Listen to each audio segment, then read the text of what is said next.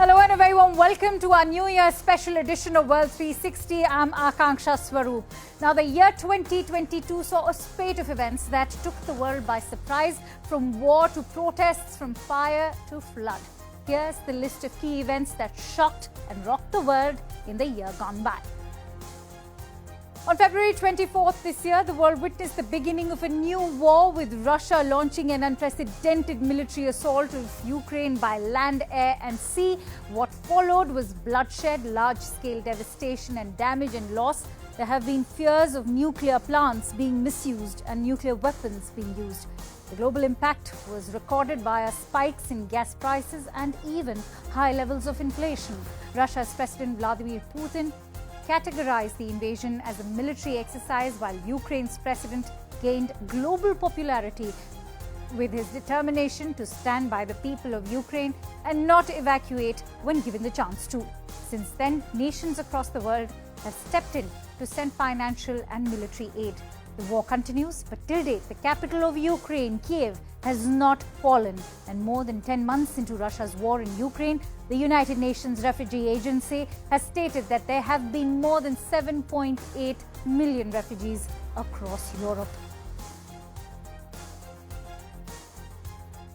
The United States witnessed a spate of gun massacres in 2022, and one of them was the nightmare at an elementary school in Uvalde, Texas. At least 19 children and 2 teachers were killed in one of the most deadliest school shootings in the United States. An armed 18-year-old entered the campus, barricaded himself in a classroom and opened fire. The suspected gunman was 18-year-old Uvalde resident Salvador Ramos. Hollywood actor and Uvalde native Matthew McConaughey broke down in the White House while speaking about gun control laws in the country. In a historic yet regressive decision with huge consequences and massive implications for the health of those residing in the United States, the Supreme Court overturned the 1973 Roe versus Wade ruling. This means that officially the right to abortion was no longer a right for women. It was overturned by a majority conservative Supreme Court, with a final tally of 6 for overturning the ruling and 3 against. After this, more than 10 states had trigger laws that immediately outlawed abortion.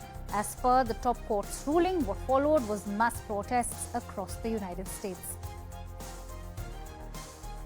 And Shinzo Abe, Japan's former Prime Minister, was assassinated on July 8th this year after he was shot twice during an election speech in western Japan's Nara city. After getting shot, Abe collapsed and suffered a cardiac arrest. The suspect, named Tetsuya Yamagami, a former member of the Maritime Self-Defense Force, was tackled and taken into custody. Shinzo Abe was airlifted to the hospital, where doctors tried their best to save him, but eventually pronounced him dead. A close friend of Shinzo Abe, Indian Prime Minister Narendra Modi, declared July 9th as a day of mourning in India, with flags across the country being flown at half-mast. Shinzo Abe was the longest-serving Prime Minister in Japanese history. Sri Lanka's fate took a massive hit with the worst economic crisis ever. Severe inflation, daily blackouts, a shortage of fuel, domestic gas and other essential goods led to mass protests across Sri Lanka. The visuals of the presidential palace sustaining a massive breach, with hordes of people surging and storming to the compound and ransacking it, gripped the world with shock. Caught on a sticky wicket, Gotabaya Rajapaksa fled the country and Mahinda Rajapaksa moved to Hambantota with his family. Ranil Wickremesinghe took oath as the Prime Minister, promising to resuscitate the country's economy. The famous South Asian tourist destiny is left to the mercy of funds from generous countries and a bailout package from the International Monetary Fund. Now, on August 12th, controversial author Salman Rushdie was attacked before he was about to give a lecture in Chautauqua in New York. He was stabbed multiple times and was put onto a ventilator in the hospital. While he was being treated, he ended up losing sight in one eye and the use of one hand after this tragic attack. The 24-year-old Hadi Matar was charged the following day with assault and attempted murder. A fatwa against Rushdie had been issued earlier in the year 1989 after his novel titled The Satanic Verses was released. Iran's Ayatollah Khomeini had issued the fatwa saying the novel insulted Islam and offered a bounty of $3 million for its fulfillment of the death sentence.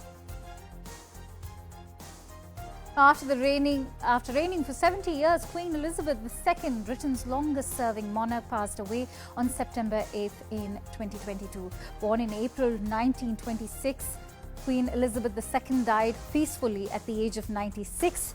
She succeeded the throne after her father, King George VI, passed away in February of 1952. Condolences poured in from across the world, and residents of Britain sang "God Save the Queen" outside Buckingham Palace when they learnt of the news. Her eldest son, then Prince Charles, became the king soon after her death.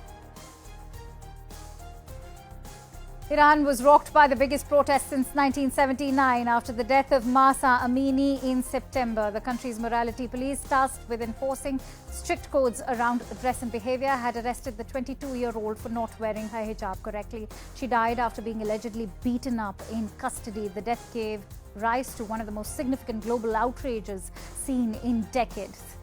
Women across Iran rose up in protests, even globally. They refused to wear hijabs and openly chopped their hair. After violently cracking down on dissent and killing over 500 women and children, Iran ended up abolishing the so-called morality police.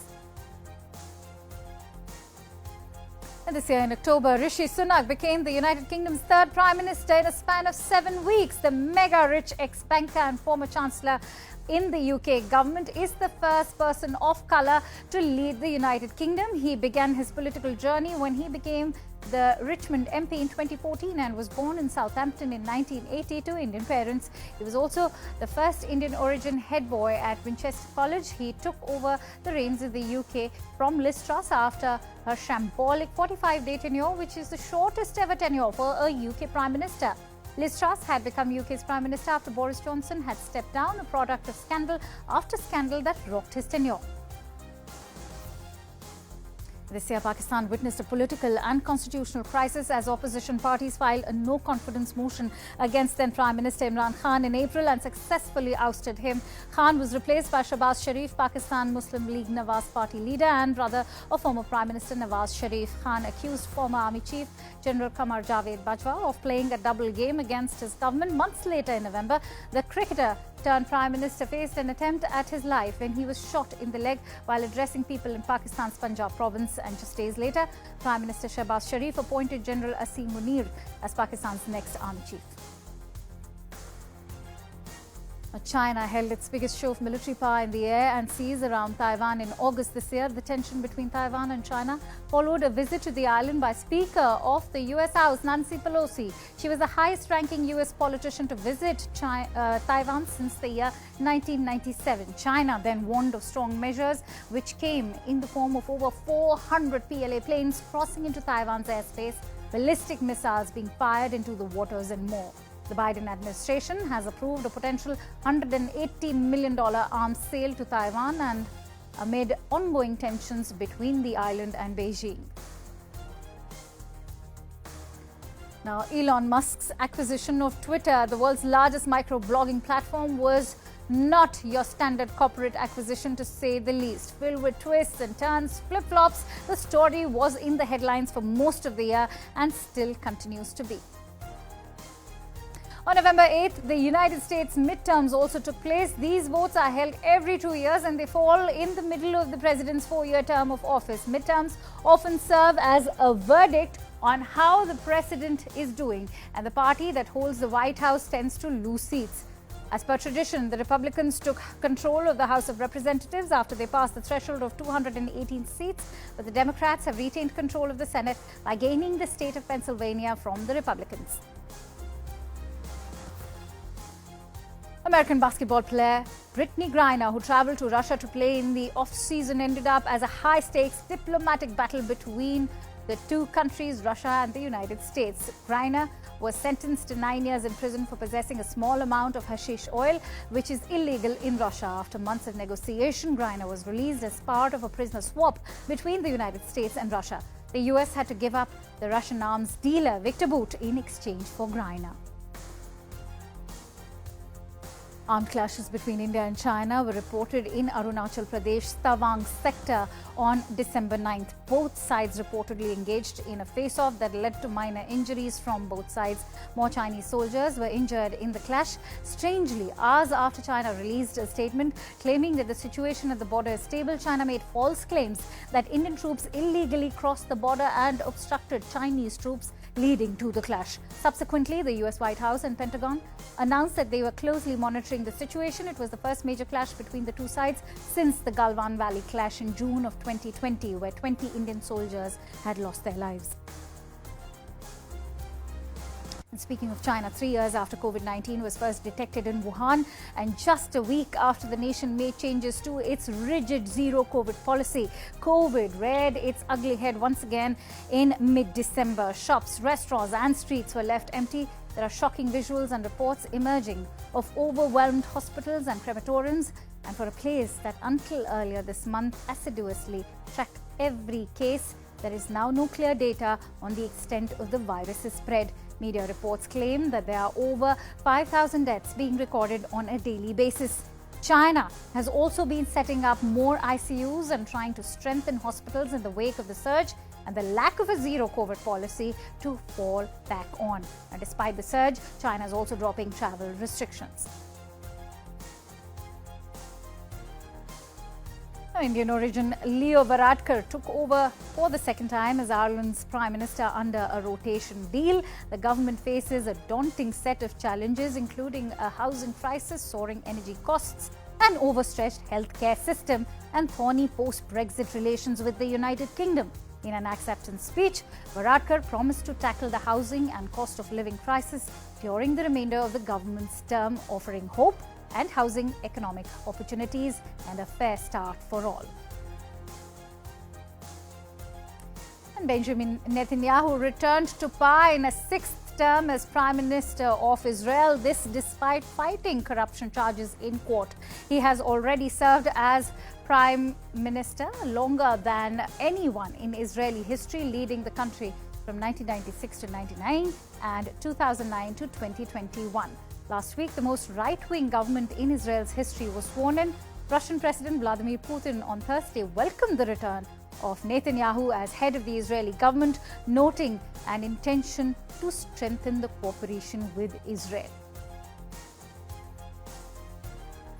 And here's a quick look at how the world was affected by natural disasters in the year 2022. The year 2022 has been especially tough on Europeans, even in terms of natural disasters. Even after a devastating war, the mostly moderate weathered continent witnessed an unprecedented heat wave and exceptionally soaring temperature for over 3 months. And that led to the worst drought the continent has witnessed since the Middle Ages. The WHO has estimated that at least 15,000 people died specifically due to the heat wave across Europe.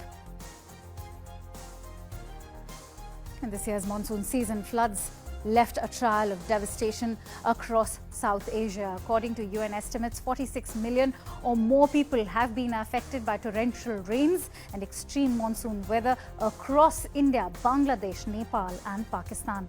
Flash floods, landslides and rivers that burst their banks, killing thousands and have stranded many thousands more. Millions have been left homeless.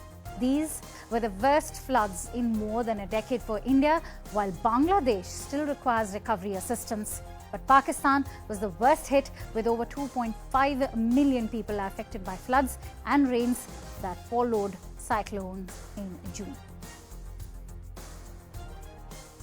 And Indonesia experienced 2 earthquakes over the last 2 months. A deadly magnitude 5.6 earthquake shook the town of Cianjur in mountainous West Java on November 21st, with a final death toll that crossed 330. Over 56,000 houses were damaged in this earthquake. Indonesia sits on the Ring of Fire, a band around the Pacific Ocean that sets off frequent earthquakes and volcanic activity, one of the most seismically active zones on the planet. It stretches from Japan and Indonesia on one side of the Pacific to California and South America on the other. An earthquake of 6.1 magnitude hit Indonesia's West Java province in the beginning of December, but the damage and loss to human life was minimal. Unseasonal rainfall resulted in flash floods and landslides across several provinces in Afghanistan as well. And this caused the deaths of more than 180 people, displacement of at least thousands, and damage of at least 3,000 houses as well. The United States is witnessing the blizzard of the century. On Christmas Eve, over 300,000 homes and businesses were without power. But what's more alarming is that over 60 people have died across 8 states owing to being stuck inside cars or even getting into accidents. The prolonged blizzard has hit Buffalo and New York especially hard. The deadly weather is expected to continue through the new year. And with that, it's time to slip into a quick break, but we'll be back with global highlights from the world of sports and entertainment. Don't go anywhere.